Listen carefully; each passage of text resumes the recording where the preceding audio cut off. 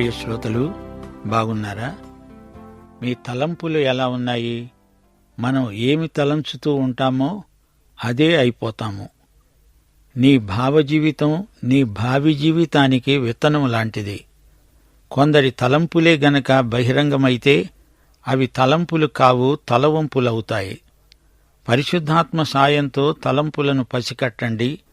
2 కొరింథీ 10:5 ఫిలిప్పీ పత్రిక 4:8 నేటి పాఠానికి మిమ్ములను ప్రేమతో ఆహ్వానిస్తున్నాము.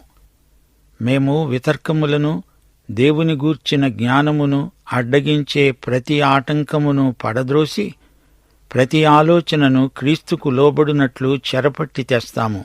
సహోదరులారా, ఏ యోగ్యత అయినా మెప్పైనా ఉండిన ఎడల, ఏవి సత్యమైనవో, ఏవి మాన్యమైనవో, ఏవి న్యాయమైనవో, ఏవి పవిత్రమైనవో, ఏవి రమ్యమైనవో, ఏవి ఖ్యాతి గలవో వాటి మీద ధ్యానముంచండి. సరే, రండి, తలలు వంచండి. వాక్య ధ్యానానికి ముందు ప్రార్థన చేసుకుందాము. దేవా, తండ్రి, నీకు నమస్కరిస్తున్నాము. ప్రభు, నీకు మేమెంతో కృతజ్ఞులం. మాలోని అపరాధ భావనల గొలుసును తెంచివేశావు. మా భావజీవితముపై విజయం మాకు ప్రసాదించావు. మమ్ములను నీతిమంతులనుగా తీర్చిదిద్దావు. నీకే మహిమ, మహిమ. నీవు మా జీవితాలలో గొప్ప కార్యాలెన్నో చేశావు. నీ కుమారుణ్ణి మాకిచ్చావు. మాకు ప్రాయశ్చిత్తం చేశావు. మాకు జీవద్వారం తెరిచావు. ప్రభు, లోకమంతా నీ స్వరం వినాలని ప్రార్థిస్తున్నాము. క్రీస్తునందలి మహానందాన్ని అందరూ అనుభవించాలని మా ప్రార్థన. నిత్యదేవ, సత్యస్వరూపి, నీకు స్తుతి స్తోత్రములు. యేసు ప్రభు, పరిశుద్ధాత్మదేవ, విమోచక, నీకు స్తుతి. నీ కృపా విజయములను కీర్తిస్తున్నాము. నీ నామము మా చెవులకు ఇంపైన సంగీతం. నీ నామమే మాకు జీవం, ఆరోగ్యం, శాంతి. ఈ రోజున మా శ్రోతలను నీ కృపాసనము వద్దకు తెస్తున్నాము. వారి ఆధ్యాత్మిక భౌతిక అక్కరలను మీరెరుగుదురు. ప్రభు, మమ్ములనందరినీ కనికరించండి. రోగగ్రస్తులను ముట్టి స్వస్థపరచండి. నిరాశా నిస్పృహలలో ఉన్న నీ బిడ్డలను వ్యక్తిగతంగా పరామర్శించండి. కుటుంబాలను దీవించండి. ఈ రోజులు చెడ్డవి. నీ బిడ్డలు నీ జ్ఞానము కలిగి వివేకముతో జీవించే కృప వారికి అనుగ్రహించండి. మా దేశ ప్రజలను, ప్రభుత్వాన్ని ఆశీర్వదించండి. నీ యందు భయభక్తులు నీ బిడ్డలకు పరిశుద్ధాలంకారమై వెలుగొందాలని ప్రార్థిస్తున్నాము. ఈ రోజున లోకమంతటా ప్రజలు భయాందోళనలతో అట్టిట్టయిపోతున్నారు. వారికి కావలసిన విశ్వాస బలము, కృపాశక్తి అనుగ్రహించండి. పాపము ఎంత ఘోరమైనదో ఆ దుష్టశక్తి కుటుంబాలను, సమాజాన్ని, జాతిని ఎంతగా పాడు చేస్తుందో ప్రజలకు చూపండి. మాకందరికీ వాక్యాశీర్వాదములు, సహవాసాశీర్వాదములు, సంఘాశీర్వాదములు సమృద్ధిగా దయచేయమని, సైతానీయ అంధకార శక్తులను లయపరచుమని యేసుక్రీస్తు వారి దివ్య శుభనామమున ప్రార్థిస్తున్నాము తండ్రి. ఆమేన్. సోదరీ సోదరులారా, ఈ రోజున మనం హెబ్రీ పత్రిక 4:6-12 వరకు పాఠం చెప్పుకుంటాము. సావధానంగా వినండి. దేవుడంటున్నాడు, ఎవరో కొందరు విశ్రాంతిలో ప్రవేశిస్తారు అనే మాట నిశ్చయము గనుక ముందు సువార్త విన్నవారు అవిధేయత చేత ప్రవేశింపలేదు గనుక నేడు మీరాయన మాట విన్న ఎడల మీ హృదయాలను కఠినపరచుకోవద్దని వెనుక చెప్పబడిన ప్రకారము ఇంతకాలమైన తరువాత దావీదు గ్రంథములో నేడు అని ఒక దినమును నిర్ణయిస్తున్నాడు. శ్రోతలు, అపుస్తలుడైన పౌలు విశ్రాంతిని గురించే మాట్లాడుతున్నాడు. విశ్రాంతిని గురించిన వాగ్దానం నిలిచి ఉంది. పాత నిబంధన కాలంలోని ఇశ్రాయేలీయులు అందులో ప్రవేశించలేకపోయారు. అందుకే దావీదు కీర్తనల గ్రంథంలో విశ్రాంతిలో ప్రవేశించే రోజు అనేది నిర్ణయించబడింది అంటున్నాడు. అసలు రహస్యమేమిటంటే, ఇశ్రాయేలీయులు పూర్తిగా ఈ విశ్రాంతిని పోగొట్టుకొని దూరమైపోలేదు. మోషే కాలంలో పోగొట్టుకున్న మాట నిజమే అయినా యెహోషువ నేతృత్వంలో ఆ తరువాతి తరం కనానులో ప్రవేశించారు గదా. అయితే ఒక మాట, వాగ్దత్త భూమిని గురించిన విశ్రాంతి ఒక ప్రవచన సంకేతం మాత్రమే. అది దేవుని విశ్రాంతి యొక్క నిజస్వరూపం కాదు. అందుకే దావీదు తన కీర్తనలో మరొక దినము ఈ విశ్రాంతి కోసం నియమించబడింది అన్నాడు. వారు షిలోహులో ప్రవేశించిన తరువాతి కాలంలో ఎప్పుడో ఒకరోజు వారి విశ్రాంతి ప్రవేశానికి నిర్ణయించబడింది అని దావీదు తన కీర్తనలో పేర్కొన్నాడు. 8, 9 వచనాలు. యెహోషువ వారికి విశ్రాంతి కలుగచేసిన ఎడల ఆ తరువాత మరి ఒక దినమును గూర్చి ఆయన చెప్పకపోయేవాడే. కాబట్టి దేవుని ప్రజలకు విశ్రాంతి నిలిచి ఉన్నది. దేవుని ప్రజలకు అసలైన సబ్బాతు రాబోతోంది. ఆ దినము నియమించబడింది అనే ప్రవచనం దావీదు ద్వారా పలుకబడింది. సబ్బాతు భావన ప్రవచనాత్మకమైనది. అది యేసుక్రీస్తు వైపునకే చూపుతుంది. సబ్బాతు అంటే దేవుని విశ్రాంతి. అది జగత్పునాది నుండి నిర్ణయించబడింది. ఈ దినం ఇశ్రాయేలీయులకే కాదు, విశ్వాసులందరికీ దేవుడు నిర్ణయించాడు. దేవుని ప్రజలకు విశ్రాంతి నిలిచి ఉంది. దేవుని ప్రజలంటే విశ్వాసులందరూ. 10వ వచనం. ఎందుకనగా దేవుడు తన కార్యములను ముగించి విశ్రమించిన ప్రకారము ఆయన విశ్రాంతిలో ప్రవేశించిన వాడు కూడా తన కార్యములను ముగించి విశ్రమిస్తాడు. దేవుని విశ్రాంతి అన్నప్పుడు దాన్ని భౌతిక దృష్టితో పూర్తిగా గ్రహించలేము. ప్రవేశించిన వాడు ఆయనే విశ్రమించాడు. ఈ విశ్రాంతి క్రీస్తును చూపుతున్నది. శ్రోతలు గ్రహించండి. మానవునికి సృష్టి మీద సర్వాధికారము ఇవ్వబడింది. కాని మానవుడు ఆ అధికారాన్ని నిలుపుకోలేకపోయాడు. అయితే యేసు దాన్ని చేజిక్కించుకున్నాడు. గనుక యేసుక్రీస్తునందు మానవుడు పోగొట్టుకున్నది తిరిగి పొందాడు. అలాగే దేవుని విశ్రాంతి మానవునికి ఇవ్వబడింది. అయితే మానవుడు దాన్ని పొందలేక పోగొట్టుకున్నాడు. అయితే క్రీస్తునందు దాన్ని ఇప్పుడు అనుభవించగలడు. ఆ విశ్రాంతిలో చేరగలడు. యేసుక్రీస్తు ప్రధాన యాజకుడు. క్రీస్తు దేవుని విశ్రాంతిలో ప్రవేశించాడు. దేవుని ప్రజలను దానిలోకి ఆయనే నడిపిస్తాడు. ప్రతి మానవునికి ఇట్టి విశ్రాంతి కోసం అంతరంగంలో ఆశ ఉంటుంది. క్రీస్తు పరలోకంలో దేవుని కుడిపార్శ్వమున కూర్చున్నాడు. ఆ అద్భుతమైన విశ్రాంతిలో మనం ప్రవేశిస్తాము. ఒకసారి దావీదు అన్నాడు, నేను గువ్వనై రెక్కలతో ఎగిరిపోతే ఎంత హాయిగా ఉంటుందో. అతని ఆత్మ విశ్రాంతిని కోరింది. యోబు కూడా తీవ్రమైన బాధామధ్యంలో విశ్రాంతిని కోరాడు. దేవుని యొక్క విశ్రాంతి మనిషికి ఎంతో అవసరం. దేవునితో కలిసి సబ్బాతును అనుభవించే ఆశను ఇశ్రాయేలు జాతిపరంగా వ్యక్తం చేశారు. ఈ సబ్బాతు, శనివారం విశ్రాంతి క్రీస్తునందు కలగబోయే దానికి ప్రవచన సంకేతం మాత్రమే. కనానులో ప్రవేశించటం కూడా పూర్తి విశ్రాంతి కాదు. కనాను కూడా సబ్బాతులాగే రాబోయే దానికి సూచన.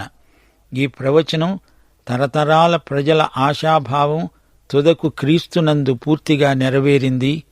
ఆయన మన మధ్యకు అవతరించి వచ్చాడు, మన మధ్య జీవించాడు, శిలువ మీద మరణించాడు, విమోచన క్రియ ముగించి ఆరోహణమై తండ్రి కుడిపార్శ్వమున కూర్చున్నాడు.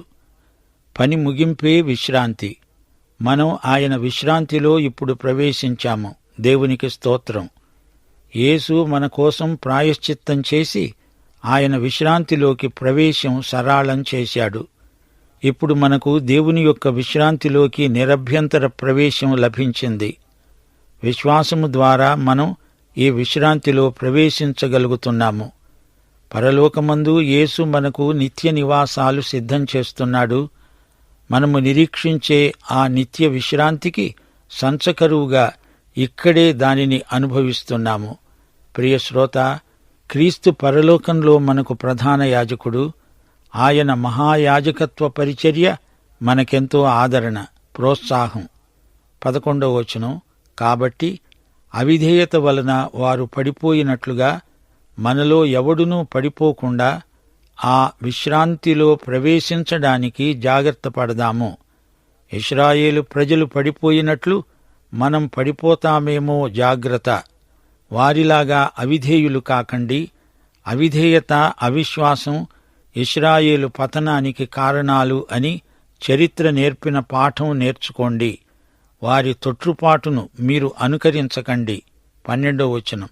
ఎందుకనగా దేవుని వాక్యము సజీవమై బలము గలదై రెండంచులు గల ఎటువంటి ఖడ్గము కంటెను వాడిగా ఉండి ప్రాణాత్మలను కీళ్లను మూలుగను విభజించునంత మట్టుకు దూరుతూ హృదయము యొక్క తలంపులను ఆలోచనలను శోధిస్తున్నది.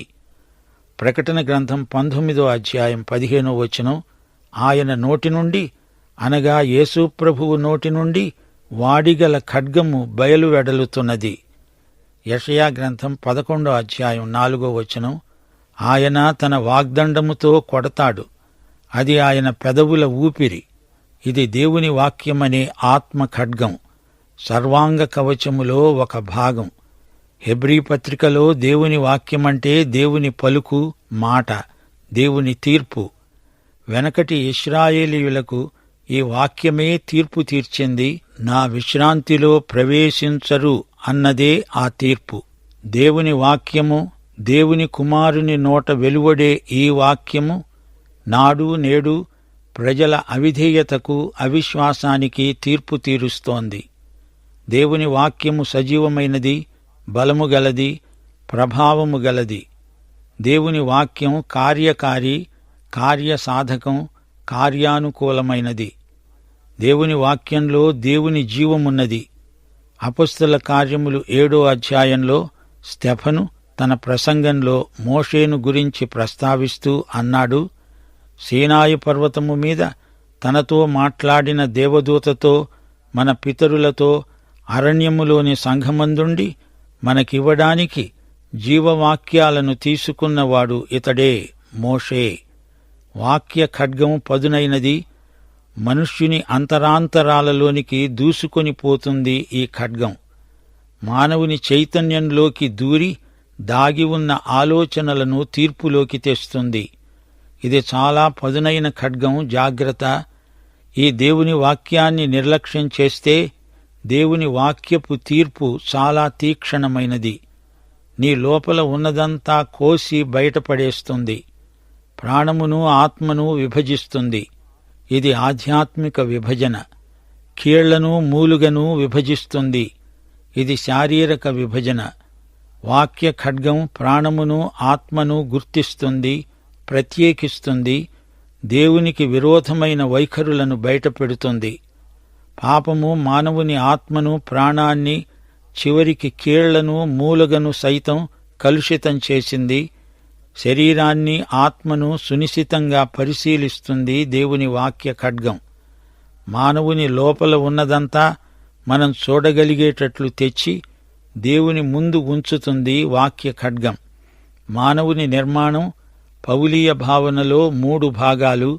1 శరీరం, 2 జీవం, 3 ఆత్మ.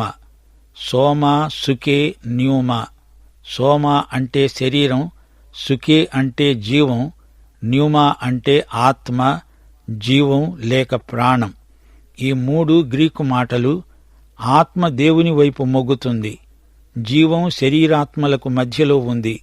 ఆత్మకు మనస్సాక్షి కూడా ఉంది. పరిశుద్ధాత్మ మానవాత్మను ప్రభావితం చేస్తాడు. ఎముకలకు మధ్య దూరటం కాదు. ఎముకలకు వాటిలో ఉన్న మూలుగకు మధ్యగా వాక్య ఖడ్గం దూసుకుపోతుంది. శరీరం లోపలి జీవం ఇంకా లోపల ఉన్న ఆత్మ గుండా ఈ వాక్య ఖడ్గం దూసుకుపోతుంది. 1 కొరింథీ 14వ అధ్యాయం 25వ వచనం. అతని హృదయ రహస్యాలు బయలుపడతాయి. అతడు సాగిలపడి దేవునికి నమస్కారం చేస్తాడు. దేవుని వాక్యం మనిషి అంతరంగాన్ని పరిశోధిస్తుంది, తీర్పు తీరుస్తుంది. మానవుని చేతనను, అంతరంగాన్ని పూర్తిగా వెదికి లోతుగా దూరి రహస్యమందున్న వాటిని కూడా బయటికి తెచ్చి తీర్పు తీర్చేదే దేవుని వాక్యం. ప్రియ శ్రోత, వింటున్నావా? అవిశ్వాసం చేత మానవులు రక్షణ విశ్రాంతిని పోగొట్టుకుంటున్నారు. నీ ఆత్మకు తృప్తి ఉండదు. అవిశ్వాసం వల్ల దేవుడిచ్చే ఆశీర్వాదాలన్నీ పోగొట్టుకునే ప్రజలకు ఒక హెచ్చరిక. విశ్రాంతి కొరకైన దేవుని పిలుపు ఉన్నది. ఆయన రేపు అనడం లేదు. నేడు, ఈ రోజు, ఇప్పుడే నీకు నిత్య విశ్రాంతి ఇవ్వాలని దేవుడు సంకల్పించాడు. ఈ రోజే నీది, నాది. ప్రియశ్రోత, నీ గడియారం చూసుకో. ఎంత టైమైంది? ఇదే రక్షణ దినం, ఇదే అనుకూల సమయం. ఆయన మాట వినండి. మీ హృదయాలను కఠినపరుచుకోకండి. యెహోషువ అంటే పాత నిబంధనలోని హీబ్రూ భాషలో రక్షకుడు అని అర్థం. అలాగే కొత్త నిబంధనలో యేసు అంటే రక్షకుడు. యెహోషువ వారికి విశ్రాంతి కలుగచేశాడా? అది పూర్తి విశ్రాంతా? అలాగైతే మరొక రోజును గురించి ఎందుకు ప్రస్తావించాడు?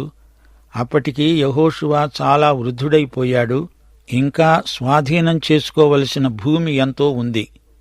ఇశ్రాయేలు ప్రజలు దేవుడు వాగ్దానం చేసిన పూర్తి విశ్రాంతిలో ఇంకా ప్రవేశించలేదు. పూర్తి విశ్రాంతి ఇశ్రాయేలు ప్రజలకు యెహోషువ ఇవ్వలేకపోయాడు.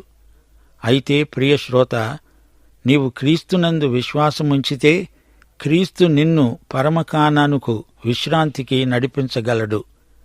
దేవుని విశ్రాంతిలో నీవు ప్రవేశించి చూడు. అందులో సమృద్ధి ఫలాలు, ఆశీర్వాదాలు, ఆనందం సమృద్ధిగా లభిస్తాయి. ఈ విశ్రాంతి ఈ రోజున మనకెంతో అవసరం. అయితే దీనిని మన నుండి దొంగిలించే శత్రువు అవిశ్వాసం. అవును, దేవుని ప్రజలకు విశ్రాంతి నిలిచి ఉన్నది. అనగా మనమందరము పరలోకమందలి నిత్య విశ్రాంతిలో కలిసి ఉంటాము. పరలోకము అద్భుత సీమ. అక్కడ మనకు తృప్తి, ఆనందం, ఆశీర్వాదం. దేవుడు తన కార్యములను ముగించి విశ్రమించాడు అన్నాము. అంటే దీనిని మీరెలా అర్థం చేసుకుంటున్నారు? దేవుడు అలసిపోయాడా?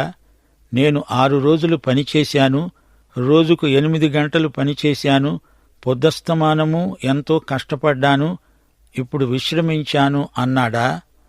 నాకు విశ్రాంతి కావాలి అని దేవుడన్నాడా? అలా కానే కాదు. అది మనమనుకుంటున్న విశ్రాంతి లాంటిది కాదు. సంపూర్ణత అనే విశ్రాంతి, ముగిసింది అనే భావనలోని విశ్రాంతి. సృష్టి ముగిసింది. అప్పటి నుంచి దేవుడు మళ్లీ సృష్టి చేయలేదు. దేవుడు చేసిన సృష్టి సమగ్రం, సంపూర్ణం. అందలి ప్రతి అణువును, పరమాణువును దేవుడే సృజించాడు. అయితే ఈ విశ్వంలో కొన్ని మార్పులు జరుగుతున్నట్లు కనిపిస్తోంది. అది ఏర్పాటులో మార్పే కాని వస్తుతః సృష్టి ఒకేసారి ఆయన చేసిందే. అయితే దేవుడు క్రీస్తునందు నూతన సృష్టి చేశాడు. ఈ నూతన సృష్టి ఎక్కడ ఆరంభమైంది? అదిగో కల్వరి గిరిని చూడండి. పెంతెకొస్తునాడు నూతన సృష్టి రూపుదిద్దుకున్నది. 2 కొరింథీ 5:17 ఎవడైనను క్రీస్తునందున్న ఎడల వాడు నూతన సృష్టి. పాతవి గతించాయి, ఇవిగో కొత్తవయ్యాయి. దేవుడు ఈ రోజున సృష్టిస్తున్నది కొత్తగా దేవుని కుమారులను, కుమార్తెలను. క్రీస్తునందలి విశ్వాసం వలన నూతన సృష్టి అవుతారు. వీరికి దేవుడు విశ్రాంతిని వాగ్దానం చేశాడు. దేవుడు మనకు పరలోక విశ్రాంతిని వాగ్దానం చేశాడు. అయితే అదే విశ్రాంతిని మనం ఇప్పుడే అనుభవించగలం. పరలోకం వైపు మనం నడిచే మార్గమంతా పరలోకమే. దేవుడు విశ్రమించాడు, తన పని ముగించాడు. నీ రక్షణ విషయంలో నీవేమీ చెయ్యనక్కర్లేదు. మనకు ఎట్టి యోగ్యత, అర్హత లేదు. దేవుడు చేసి ముగించిన పనికి ఎవరూ ఏమీ చేర్చలేరు. ఆయన దృష్టిలో మన స్వనీతి మురికి బట్టలు, బట్టపేలికలు. దేవుడు మన నీతిని అంగీకరించడు, గుర్తించడు, ఆమోదించడు. అసలు మనకు నీతి లేనే లేదు. యేసు ఇచ్చిందే నీతి. రోమాపత్రిక 3:10 నీతిమంతుడు లేడు, ఒక్కడూ లేడు. గ్రహించేవాడెవ్వడూ లేడు. దేవుణ్ణి వెదికేవాడు ఎవ్వడూ లేడు. యేసు ప్రభువు మనకు ఇచ్చేది సంపూర్ణ రక్షణ. ఆయన ముగించిన పని అది. మనము క్రీస్తునందు విశ్వసించగానే నూతన సృష్టి అయ్యాము. అలాగే ఎవరైనా అవుతారు. దేవుని బిడ్డ దేవుని సంకల్ప పరిధిలోనే జీవిస్తాడు. దేవుని విశ్రాంతిలో ప్రవేశించి దేవుని పని చేస్తాడు, ఆనందిస్తాడు. దేవుని విశ్రాంతిలో ప్రవేశించడం ఎంతో ఆరోగ్యకరం. మరియా యేసు పాదాల చెంత కూర్చుంది. మార్త పనుల్లో తలమునకలై ఉంది. మార్తకు సేవ చెయ్యాలనే ఆశ ఉంది, కాని ఆమెకు దేవుని విశ్రాంతి అంటే ఎలాంటిదో తెలియదు. మరియా తన పని సకాలంలో ముగించుకొని యేసు పాదాల చెంత విశ్రాంతిగా ఉంది. మార్తకు విశ్రాంతి లేదు, పైగా నానా హైరానా పడుతోంది. మనలో ఎవ్వడూ పడిపోకుండా ఆ విశ్రాంతిలో ప్రవేశించటానికి జాగ్రత్త పడదాము. అవిధేయత వలన వారు, అనగా ఇశ్రాయేలీయులు పడిపోయినట్లు మనలో ఎవడూ పడిపోకుండునుగాక. అవిధేయత చేత, అవిశ్వాసము చేత వారిలాగే పడిపోకండి. మన ప్రభువు ఎంతైనా నమ్మదగినవాడు. దేవుని వాక్యము రాయబడింది, పలకబడింది. ఇది సజీవ వాక్యం. దీనికి రెండు వైపులా పదునుంది. ఇది ఖడ్గం. దీన్ని పట్టుకున్న వానికి తగులుతుంది, అవతలి వ్యక్తికి తగులుతుంది. 1 తెస్సలోని పత్రిక 2వ అధ్యాయం 13వ వచనంలో పౌలన్నాడు, మీరు దేవుని గూర్చిన వర్తమానము మా వలన అంగీకరించినప్పుడు మనుష్యుల వాక్యమని ఎంచక అది నిజముగా ఉన్నట్లు దేవుని వాక్యమని దానిని అంగీకరించారు. ఆ వాక్యమే విశ్వాసులైన మీలో కార్యసిద్ధి కలుగచేస్తున్నది. 1 కొరింథీ 2వ అధ్యాయం 4వ వచనం పౌలన్నాడు, నేను మాట్లాడినా, సువార్త ప్రకటించినా పరిశుద్ధాత్మ దేవుని శక్తి కనపరచే దృష్టాంతాలనే వినియోగించాను. బోధకులుగాని సంఘస్థులుగాని దేవుని వాక్యమంతా వినాలి, చదవాలి, చెప్పాలి. బైబిలు పాపం నుంచి నిన్ను దూరంగా ఉంచుతుంది, లేదా పాపం నిన్ను బైబిలు నుంచి దూరం చేస్తుంది. మనలో జీవం, ఆత్మ ఉన్నవి. ఈ రెండూ ఒకటి కావు. వాటిని వేరువేరుగా గుర్తించడానికి బైబిలు సహాయం చేస్తుంది.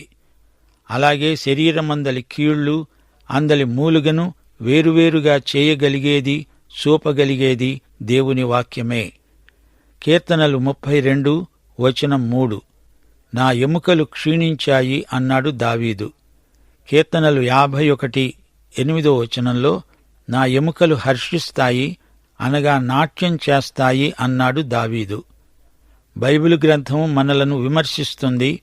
1500 సంవత్సరాల కాల వ్యవధిలో 45 రచయితలు రాశారు.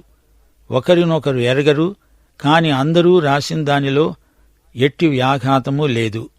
హృదయములోని తలంపులలోని ఊహలను కూడా ఈ గ్రంథం బయటపెడుతుంది, తీర్పు తీరుస్తుంది. క్రియలకు మూలమైన ఆలోచనలకే బైబిలు తీర్పు తీరుస్తుంది. హృదయము మోసకరమైనది, అది భయంకరమైన వ్యాధి గలది. దానిని గ్రహించగలవాడు ప్రభువే. పాఠం ఇంతటితో సమాప్తం.